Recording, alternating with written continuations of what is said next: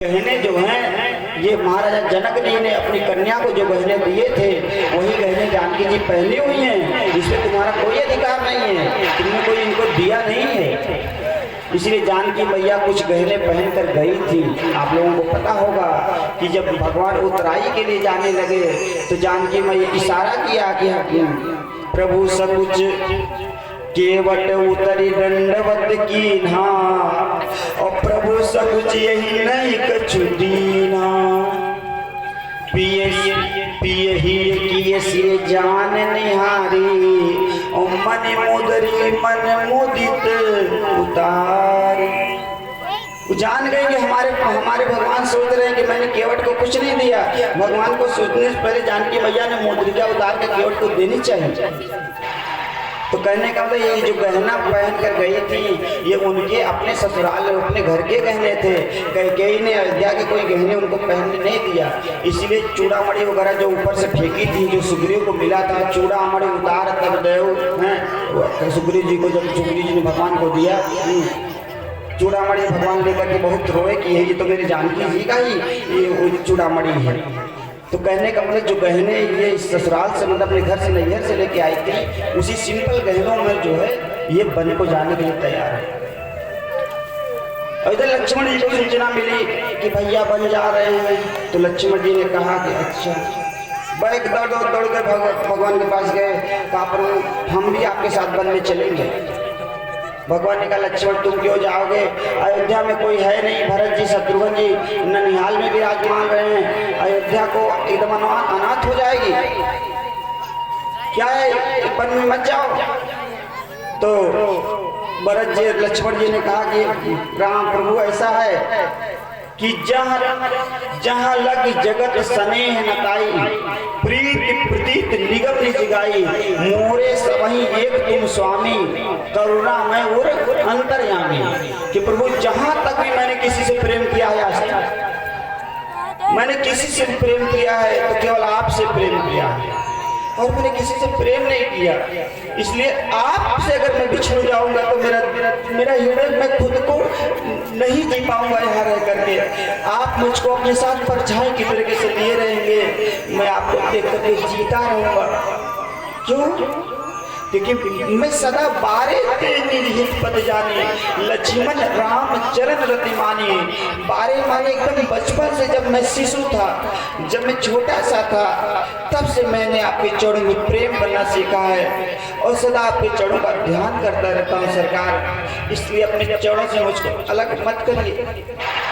भगवान ने सोचा कि हो सकता है कि थोड़ा सा मेरे कहने से कुछ अलग हो जाए। उन्होंने कहा जा करके माँ की आज्ञा लेके आओ, तब मैं विवाह चलूंगा।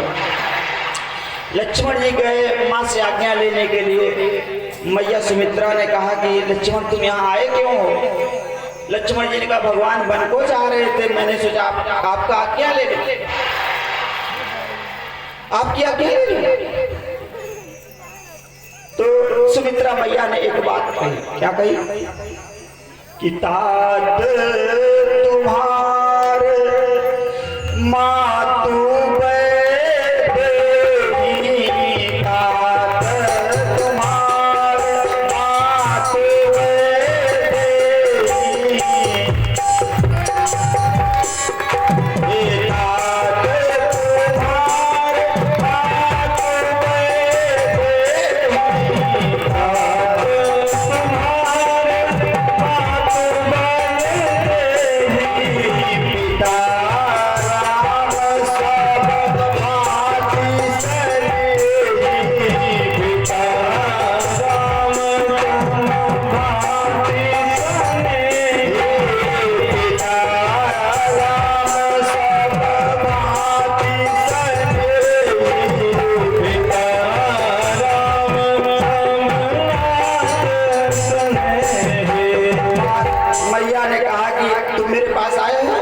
तुम्हारी माँ नहीं हूँ।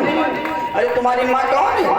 कहा तात तुम्हारे मात वैदेही पिता राम सब भांति सनही। तुम्हारी माता पिता तो है राम और सीता जी। दुनिया में कौन ऐसी माँ होगी जो अपने बच्चे को बताएगी कि बेटा तुम्हारे माता पिता सीताराम जी। कोई माँ अपने बच्चे से कह सकती है क्या? कि बेटा तुम्हारे माता पिता तो सीताराम जी, वो परम परमेश्वर, जगत नियंता, जगताधार, अनंत गुण घटना पट्टी से जिनकी माया है, अनंत गुणों के निलय जो है वो परमेश्वर तुम्हारे पिता और माँ, वो जगदम्बा जिसने सृष्टि की रक्षा किया, जो पालन संहार करती है, वो तुम्हारी माँ है। कौन माँ ऐसा कहेगी? और यही नहीं कहा, और क्या कहा? मन क्रम वचन विकार विहाई, मन क्रम वचन विकार विहाई, मन क्रम वचन विकार विहाई, मन क्रम वचन विकार विहाई,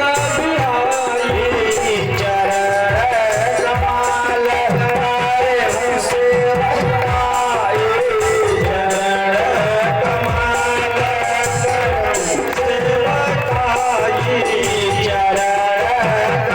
बहकाए, चरण कमाल हरे मुझसे बहकाए, चरण कमाल करे मुझसे बहकाए। बेटा वन में जा रहे हो तो ऐसा मत सोचना कि बस मैंने भेज दिया है तुम चलो, मैं तुम्हारी कुछ भी नहीं। मन क्रम वचन विकार विहाई, मन क्रम वचन से कभी भी कोई विकार मत आने देना, और भगवान के चरणों में हमेशा प्रेम बनाए रखना। इसी यही बात माँ की आज्ञा को उन्होंने अनुमोदन किया, जीवन में लागू किया। इसीलिए कहा जाता है कि भगवान की सेवा के लिए लक्ष्मण जी ने 14 साल तक न कोई आहार लिया, न कोई निद्रा ग्रहण किया।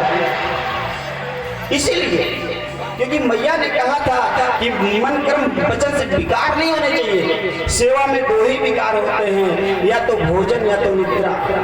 अगर सेवक दो चीजों को त्याग कर दे तो सदा स्वामी के समीप हमेशा मौजूद रहेगा, वो स्वामी से दूर नहीं रह पाएगा, क्योंकि उसे नींद नहीं आती, भोजन नहीं करेगा तो उसके अन्य क्रिया जोते नहीं है। तो 14 साल तक जो है भगवान के समीप परछाई की तरीके से लक्ष्मण जी इसीलिए रहे क्योंकि उनकी मैया ने जो है उनसे ये नेतृत्व जो है मांगा। बोलिए लक्ष्मण जी महाराज की। आइए प्यारे से आपको भजन सुना करवाते हैं, फिर वनवासी करने चलेंगे।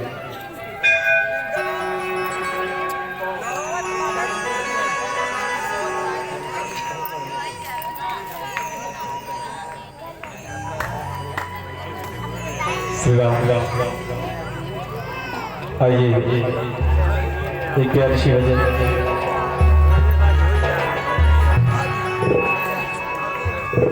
प्रभु श्री राम जी के दरबार में